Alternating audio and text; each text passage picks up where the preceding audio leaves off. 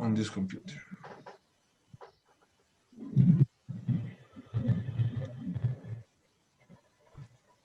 Muito bem, muito boa tarde. Nosso grupo 4 aqui das mentorias coletivas, do time do professor Rubim, seus grupos do WhatsApp, circulando o pessoal para a gente ir conhecendo também mais gente dos nossos grupos. E estamos aqui, então, com mais 5 colegas, o Brasil aí sendo bem representado. E quem é que quer começar? Quem é que está com algum problema, alguma questão processual que gostaria de relatar para os colegas aí? Vamos ver. Eu quero. Então vai. Carla. Então, tá.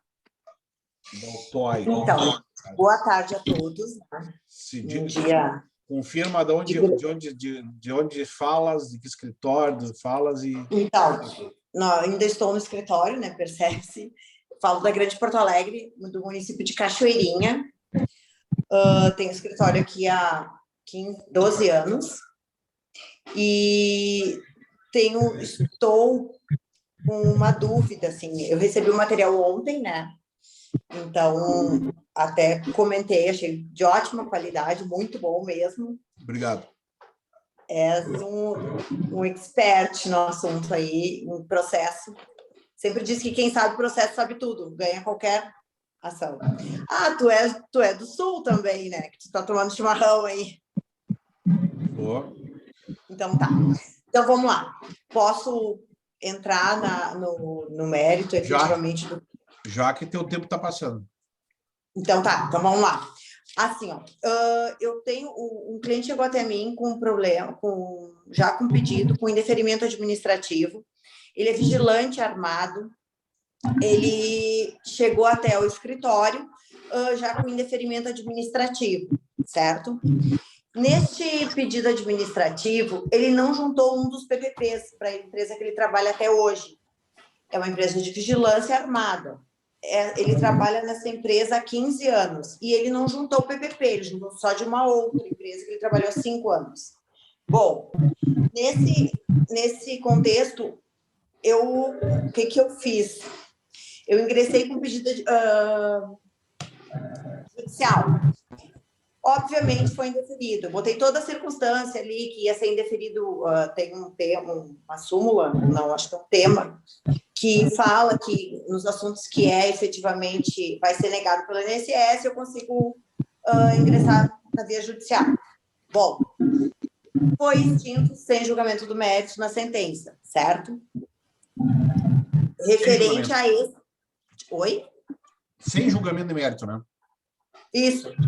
Então, o que eu fiz? Esse PPP, eu juntei, fiz outro pedido administrativo, esse de 15 anos, fiz outro pedido administrativo, certo? E essa sentença, eu entrei com recurso judicial. Tá dando para acompanhar? Sim. Tá, então, neste pedido administrativo, foi negado, né? O tema 1031 ainda já não tinha sido julgado. Bom, o que acontece? Minha pergunta hoje, olhando o material que tu mandou, que tu enviou, tu tens ali uma ação, uma apelação, em que tu juntou documento novo. Sim. Eu acho que foi nos primeiros.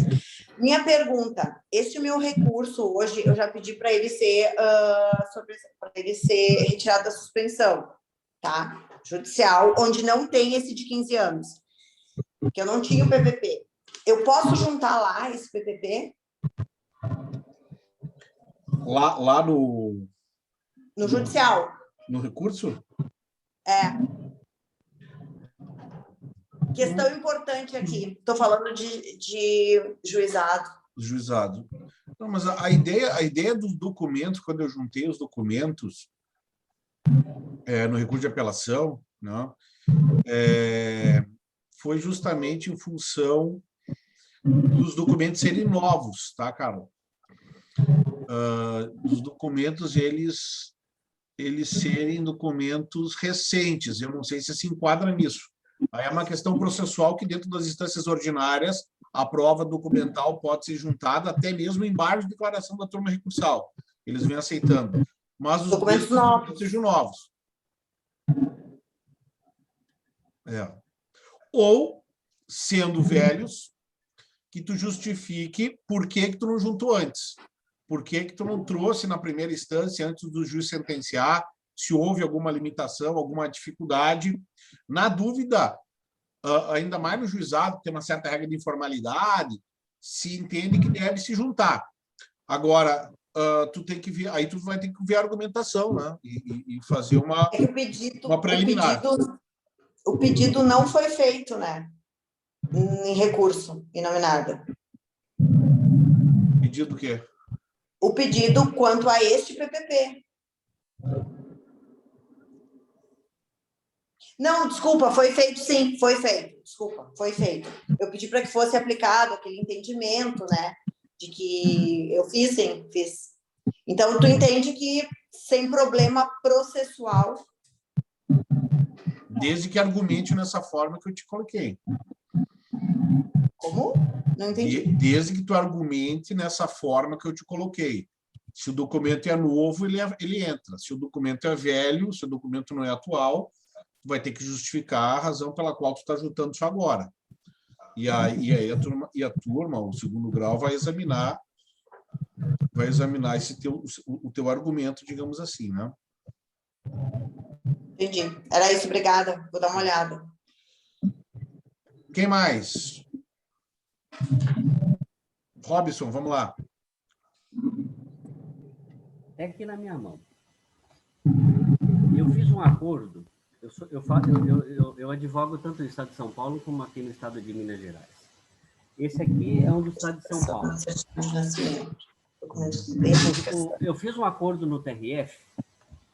E esse acordo contempla o seguinte: eles aceitaram pagar os valores atrasados até a data em que o meu cliente implementou a aposentadoria dele por idade. Eu estava discutindo algumas questões de aposentadoria especial. Pois bem, TRF transitou em julgado, o acordo, aliás, homologou, transitou em julgado, veio para a primeira instância com a finalidade de que eu desse cumprimento à sentença. Pois bem, inicialmente, o INSS me veio e fala assim, não devo nada. Não devo nada, porque ele já conseguiu o benefício de idade. Aí, se eu não me engano, eles se referem aqui a um tema do STJ, que se você consegue um benefício, você não teria direito a esse pleito judicial. O que eu fiz? Manifestei da seguinte forma em relação ao juízo de primeiro grau. Excelência, existe um acordo, não é? No acordo, está aqui o acordo, está até no meu nome, está aqui na minha frente. A proposta de acordo são 100% dos valores atrasados, honorários de sucumbência, não há reconhecimento do pedido. Foi feito um simples acordo referente ao pagamento das parcelas atrasadas da propositura, da DER, até a data desse acordo, né? Retira-se, portanto, os valores que ele conseguiu na aposentadoria por idade. O juiz entendeu. Não, doutor, o senhor está certo. Faça os cálculos. Apresentei os cálculos, né? Agora em março. Vem o INSS e fala, não vou pagar pelo seguinte, isso tem cheiro de desaposentação. Eu falei, está inovando de novo a tese defensiva? Falei isso para o juiz. Excelência, uma inovação de tese defensiva, tem o trânsito julgado do acordo, blá, blá, blá, blá, blá, blá. De novo, ganhei os embargos declaratórios. Isso foi em vias de embargos que eles fizeram no processo. E aí depois eles impugnaram os cálculos que eu apresentei. De novo, o juiz concordou. Minha pergunta é, existe a possibilidade deles levarem esse processo de novo para o TRF? Tu está em execução e é procedimento comum aí, né, Robson? Exatamente. Essa questão. Em tese, sim. Porque, bem, papel aceita tudo, mas tu está trabalhando com o teu argumento central. O central é o argumento da preclusão, né? Tu está trabalhando dessas inovações das teses. O que eu acredito que tu possa trabalhar melhor aí, num próximo movimento deles, é litigância de má-fé, né? Trabalhar uma multa. E aí, Robson, a gente nos nossos cursos, e inclusive em Company 1 agora, sobre os precedentes, a gente falou muito sobre a questão do enunciado 148 do Conselho da Justiça Federal, que diz justamente que o executado incorre em má-fé quando ele reitera questões que deveriam ter sido abordadas na fase de conhecimento e não foram. Ou seja, ele fez o acordo, transitou, esse acordo levou em consideração a questão da própria aposentadoria por idade, como tu acabaste de mencionar. Então, essa questão não é uma questão nova, não é um fato superveniente após o trânsito em julgado, é uma situação própria da fase de conhecimento, e esse enunciado 148, eu venho usando muito ele nas petições contra o INSS, em situações parecidas com essa, e também nas nossas mentorias individuais, a gente vem usando bastante nas peças o enunciado 148 do Conselho da Justiça Federal, né? Ô, Rubinho, eu pedi a litigância de má-fé do artigo 80 do Código de Processo Civil. O juiz entendeu que não há má-fé. Não há litigância aqui. Não, tudo bem, mas aí na reiteração, né, Robson, que eu venho falando, né? Na reiteração, eu acho que a gente pode usar o enunciado. Pode buscar, né? Pode buscar um argumento mais firme agora para trabalhar. O caso é muito bom.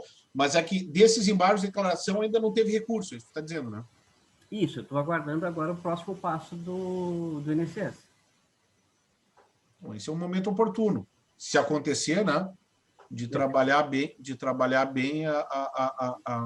essa questão aí em sede de contra razões de recurso, né? Eu duro depois você explicar para o cliente que está esperando dinheiro, esses atrasos aí. Mas esse é um caso, mas nesse caso o INSS ele não chegou a fazer a impugnação do cumprimento de sentença, não? Na verdade, eu estou revendo aqui, lembrando, eles entraram com... Uma peça autônoma ou com impugnação? Não, eles entraram com embargos de declaração. Sim, embargos de declaração de um despacho do juiz, mas eles não entraram com impugnação dizendo que é zero o seu cálculo. O senhor apresentou o cálculo, eles... Não, eles não falam absolutamente nada sobre os cálculos. Entendi. Aí eles falam, nós não devemos nada porque isso tem cheiro de desaposentação. E fazem referência àquele julgado do STF, né? É como se fosse como se eles estivessem apresentando uma exceção de pré-executividade. Seria muito próximo a isso. Não, eu digo isso por quê?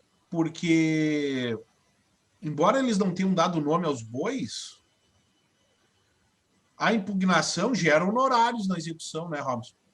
Isso que eu estou querendo te dizer aí, para examinar no caso concreto. Muitas vezes o INSS não dá o nome de impugnação, ele fica dando despachinho, fica impugnando o despacho, mas aí, agora, porque para ele embargar, ele se sentiu prejudicado. Então, daqui a pouco o juiz de primeiro grau, não sei como é que vai seguir a coisa, né? Mas daqui a pouco o juiz de primeiro grau tem que ser chamado para interpretar a manifestação do INSS como uma impugnação ao cumprimento de sentença, como na verdade é, e ser condenado em 10% do valor do acordo. É o que eu queria nessa... Mas não por causa da multa. Eu estou falando de honorários sucumbenciais de execução. Que é o que nós vamos trabalhar o tema do Incompany 2, né? Honorários sucumbenciais e a possibilidade de condenação da execução. Porque para ter honorários sucumbenciais de execução, o INSS teria que apresentar defesa. Mas muitas vezes ele não chama de impugnação, mas é o que ele está fazendo. É um bom debate para o nosso... Vou até anotar aqui que é um bom debate para a gente botar no nosso Incompany 2, né? Quando eu falo dos embargos, eu digo para o juiz, Excelência, como eles não fizeram impugnação, não me falaram que os meus cálculos estão errados, apresentados, eu peço que Vossa Excelência homologue e determine que sejam expedidos os ofícios, tanto do precatório quanto do RPG. Né? E falo, não, essa inovação é inaceitável. Aí que ele vem, decide e fala, não, o doutor está certo e vamos tocar. Só que, por enquanto, o INSS não se manifestou de nada comigo. Estou aguardando aqui a manifestação dele. Mas dá uma contextualizada de acordo com as nossas colocações aí, Robson, examinando o caso concreto que só tu sabes bem aí, dá uma pensada nessas questões que a gente levantou, acho que Já anotei aqui. são Muito legal, gostei. interessantes. Demais, demais, Show de demais, bola. demais. Show. Show de bola. Que mais, gente amada? Que mais? Ana ou Rose, fiquem à vontade. Para alguma. Tá me ouvindo agora? Tô. Ah, que bom, consegui. Então, o meu, eu estou com uma questão processual, de um cliente que me procurou recentemente. O que aconteceu? Ele tinha uma aposentadoria que foi concedida em 2004. Em 2014, foi requerida a revisão administrativa. Foi indeferido pelo INSS. Aí o advogado fez a ação em 2016. Em sentença, o juiz deu decadência. Foi feito recurso inominado. Também foi julgado contra, falado que tinha ocorrido a decadência. O advogado fez incidente de uniformização, alegando 103, que aquele período começa a contar a decadência a partir do período em que ele fez a revisão administrativa, foi 2014. E teve o indeferimento da revisão, né? Isso, o indeferimento da revisão, exatamente. Só que acontece que quando chegou na TNU, a TNU indeferiu, só que baseado totalmente em outros fatos, não tinha nada a ver os fatos. Ele julgou baseando em outra coisa, só que o advogado não viu, transitou em julgado em 2017, 31 de maio de 2017, transitou em julgado. Rescisório não cabe, né, também, porque é juizado. E agora? Eu pensei assim, né, perguntei, mas pensei, vou ver se estou certo.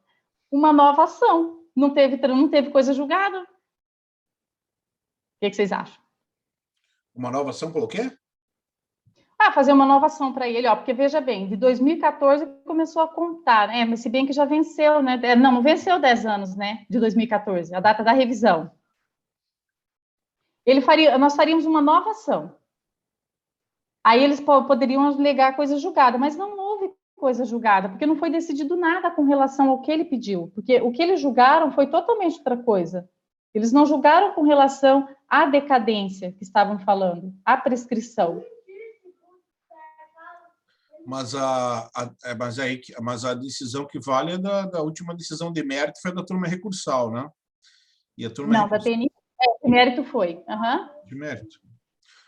Porque esse é um critério a ser adotado no procedimento comum para saber o tribunal que tu vai entrar com a ação rescisória, né? Como não ter ação rescisória, sim, aí seria o primeiro grau, mas a turma recursal, ela examinou esse argumento de que os 10 anos seriam da revisão administrativa ou não? Sim. Uhum. Examinou e afastou. E afastou. Coisa julgada. Aí tem coisa julgada. Aí tem coisa julgada. Uhum. Aí eu vejo um problema muito, muito claro de coisa julgada, né? E a anulação dessa decisão da TNU? Mas é anular a decisão da TNU.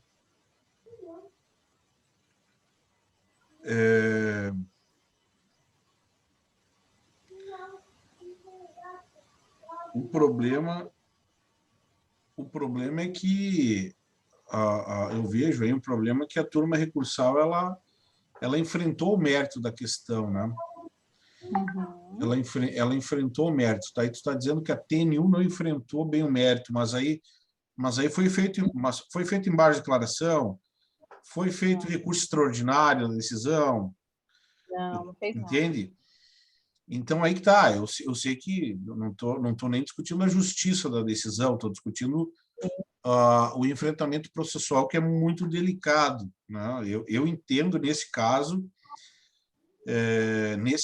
que houve, sim, formação de coisa julgada se a turma recursal enfrentou a questão. Eu tive uma mentoria recentemente que a gente está pensando aí, uma colega aí, a Rosete de Olinda, né? A gente está pensando numa chamada anulação da decisão, porque o processo inteiro julgou extra petita. Desde a sentença, não se examinou exatamente aquilo que era o problema. Então, aí a gente fala em decisão nula, né? Mas nesse caso,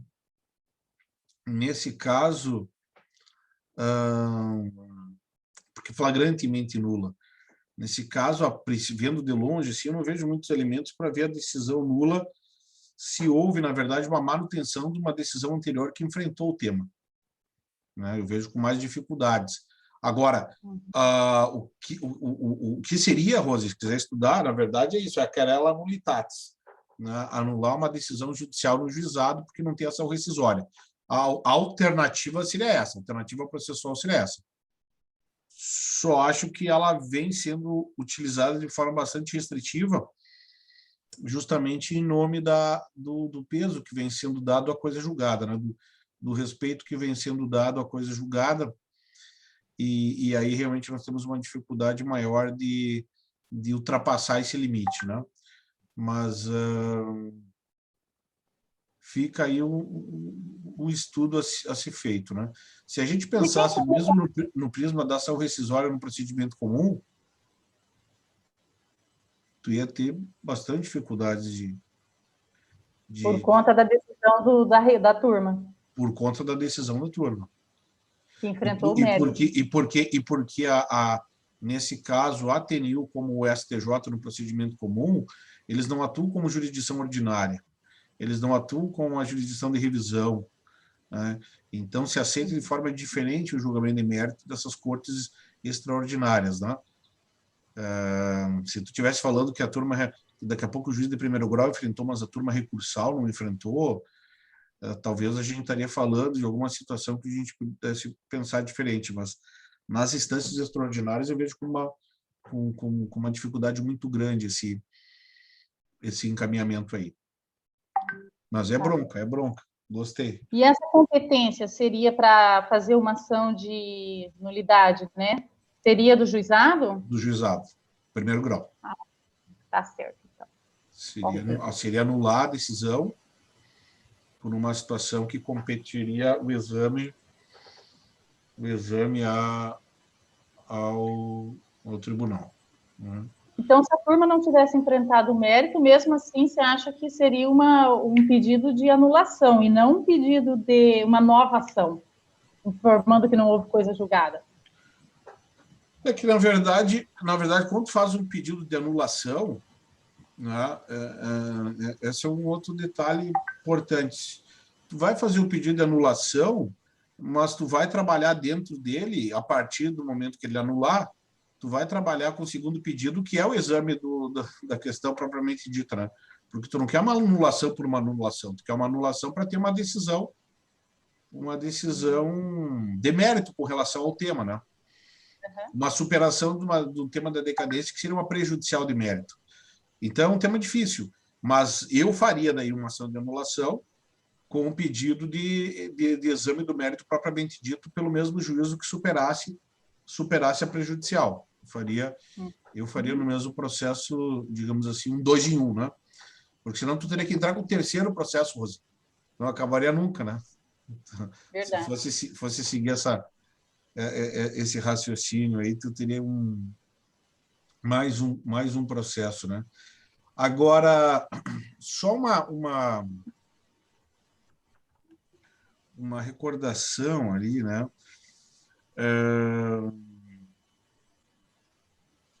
Num caso que eu tive de decadência, que é um tema assim, muito difícil, é direito material, não é nem processual o tema em si, né? Mas num caso de decadência, a princípio, vale a lei vigente ao tempo do fato. Tem que ver qual que era a legislação vigente ali, né? Porque teve uma alteração desse artigo 103 da decadência, que é uma alteração de 2019, que no caso concreto foi o que eu consegui utilizar porque aquele prazo de 10 anos do indeferimento da revisão, se eu não me engano, ela decorre de uma alteração de 2019. Então, teria esse aspecto. O Robson está assinando com a cabeça, se quiser falar alguma coisa, pode ficar à vontade, Robson. Mas, nesse caso, eu vi que o INSS trabalhou com esse argumento, que tem que ver a legislação vigente ao tempo, no caso, né, ao tempo do indeferimento da revisão administrativa. O que valia lá? Qual que era a legislação que está vigente lá? Daqui a pouco, essa é uma outra circunstância que pode ser examinada, né? Eu uso muito essa questão de princípio do tempus regis actum, tem dado muito certo, porque no direito previdenciário funciona muito disso, né? Você tem um ato naquela época, antes de 2019, a gente tinha uma situação diferente, você não se deparava com essa questão de decadência. Era fundo de direito, então imprescritível. Então, você fazia qualquer coisa. Hoje, com essa alteração de fato de 2019, desse artigo 103, a coisa complicou um pouco mais. Então, eu tenho examinado bastante essa questão, mas em cima da época em que a pessoa tinha o direito. É isso aí. É por aí. Tá bom, Rose? Tá bom, mas pelo que eu entendi, então, em 2019, Robson, que tu viu lá, ocorreu o quê? Eles decidiram que a prescrição seria após o indeferimento da revisão ou a prescrição seria após o recebimento da primeira parcela? A prescrição após o recebimento da primeira parcela. Nesse caso dele, no caso 2014, seria aquele do 103 lá mesmo, aplicado após o indeferimento da revisão. Depois de 2019 não teria. Mas aí ele tem toda essa questão aí que, infelizmente, fica bem difícil. Mas está certo. Obrigada, Robson, também. Obrigada, professor. Isso aí. Então, gente, Oi. No caso que ela comentou, eu estava pensando aqui. Claro. Houve a decisão da turma recursal, ela não entrou com os embargos de declaração, ela o advogado, não sei quem foi, e nem fez um recurso extraordinário. Mesmo assim, a querela nulitatis, ela funciona? Porque, vamos dizer assim, eu não tive um pré-questionamento para poder afrontar essa decisão, anular essa decisão anteriormente. Não, mas é que se tu tem, estou falando em situação geral, não no caso específico da Rose, né? Mas se tu tem uma nulidade, da decisão, essa nulidade ela não é suprida pelo fato de não ter recorrido. A nulidade persiste. Esse é o conceito. Então, por isso que tu pode entrar com a querela nulitatis. Veja, por exemplo, no procedimento comum, quando existe ação rescisória, né? Muitos advogados contra o INSS deixam transitar em julgado a ação no TRF ou no TJ, sabendo que vai ter uma dificuldade muito grande no STJ de reverter, para a partir daí entrar com ação rescisória no prazo de 2 anos da última decisão de mérito. Mas podia ter esgotado. Podia, não é obrigatório esgotar para poder discutir a nulidade ou, enfim, qualquer um requisito do cabimento também da ação rescisória no procedimento comum. Então, eu vejo viabilidade para aí. A dificuldade maior eu vejo aí nos detalhes, na situação do caso concreto, que pode inviabilizar, dificultar o cabimento da medida. Então, esgotar a questão das impugnações não há necessidade. Não, desde que transite em julgado com o problema. E aí tu vai discutir, no caso da querela nulitatis, estou cada vez mais convencido disso, tu vai discutir o problema sem trazer nenhum elemento novo, sem trazer nenhum documento, sem trazer nada. Tu tá dizendo que com base naquele, imaginemos lá o PDF do processo eletrônico, né? Naquele PDF, qualquer juiz que pegar o processo, olhando aquele PDF, vai identificar um vício grave ali. Vai identificar um problema grave ali a ponto de anular a decisão e tornar possível o novo julgamento de mérito. Essa seria a concepção da querela nulitatis como medida substituidora da ação rescisória no juizado. Isso dentro da própria querela. Como assim? O exame, depois, ele vai rescindir, vamos dizer assim, né? A decisão viciada. Sim. E aí eles mesmos vão... Porque a querela é proposta no primeiro grau. Foi essa a pergunta que a Rose fez antes. Ah, verdade. Propõe a demanda, tu não propõe a demanda direto para tu na recursal. Não é na recursal. Como tu faria, por exemplo, no mandado de segurança. Tu faria a propositura no próprio juiz de primeiro grau. É isso. Tá bom, queridos. Foi um prazer, então. Passamos um pouquinho do prazo, mas foi por uma boa razão. Maravilhoso. Muito bom. Obrigado. Muito Obrigado, bom viu, Rose? conhecê-los aí. Essa é a ideia da mentoria coletiva, dar um pouco mais de espaço para a gente trabalhar fora do horário comum, digamos assim, né? Não, foi uma surpresa. Obrigado, viu, Rubinho? E obrigado aí pela presença de todos. Então, voltamos na próxima segunda-feira. Esse foi o grupo 4 da mentoria coletiva. Até a próxima. Ótima semana a todos. Amém.